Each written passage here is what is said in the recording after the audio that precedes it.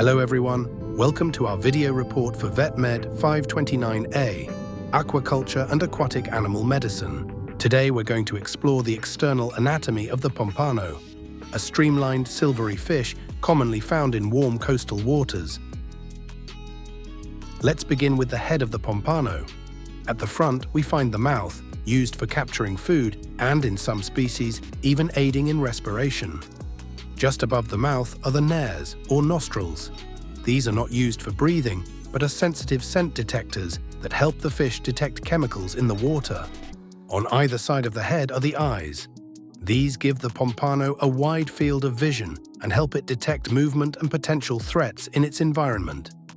Covering the gill area is the operculum, a bony flap that protects the delicate gills and helps pump water through them for respiration. Now let's move to the dorsal, or top side of the fish. Prominently visible here is the dorsal fin. It acts like a keel on a boat, helping keep the fish upright and stable while swimming on the Right behind the operculum are the pectoral fins. These are crucial for steering, braking, and depth control. Moving down to the ventral side, we find the pelvic fins. These paired fins help with balance, maneuvering, and coming to a stop. Toward the rear, along the bottom, is the anal fin, which also contributes to the fish's stability while swimming. At the very back, the Pompano has a strong and flexible caudal fin, commonly known as the tail fin.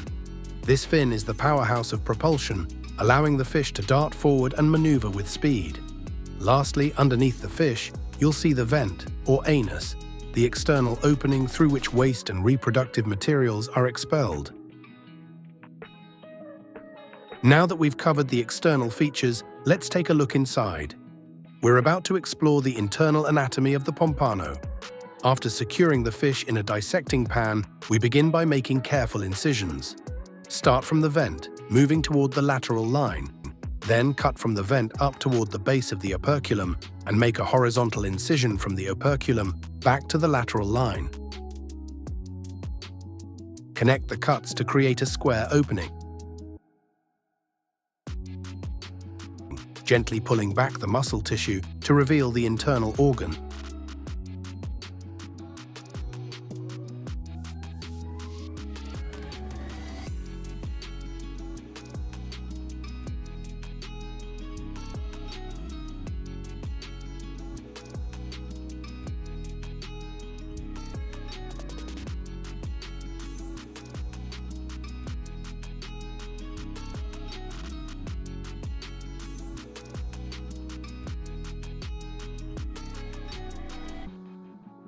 First up, the gills.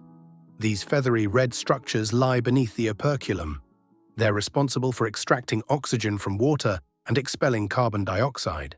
Just beneath the gills, near the head, you'll find the heart, a small two-chambered organ that circulates blood throughout the body, supplying oxygen and nutrients.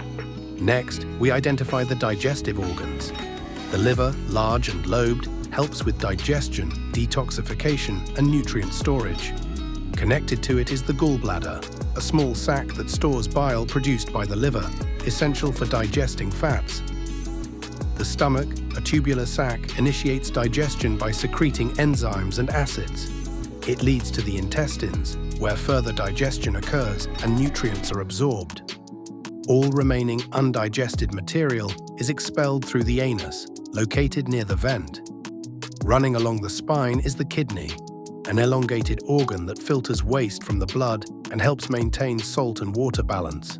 Just beside the intestines, you'll spot the gonads. These are either testes or ovaries, depending on the sex of the fish. They produce sperm in males and eggs in females, playing a vital role in reproduction. Lastly, the swim bladder. This gas-filled sac lies just beneath the spine and helps the fish regulate its buoyancy. By adjusting the gas volume inside, the Pompano can rise or sink in the water column without expending much energy.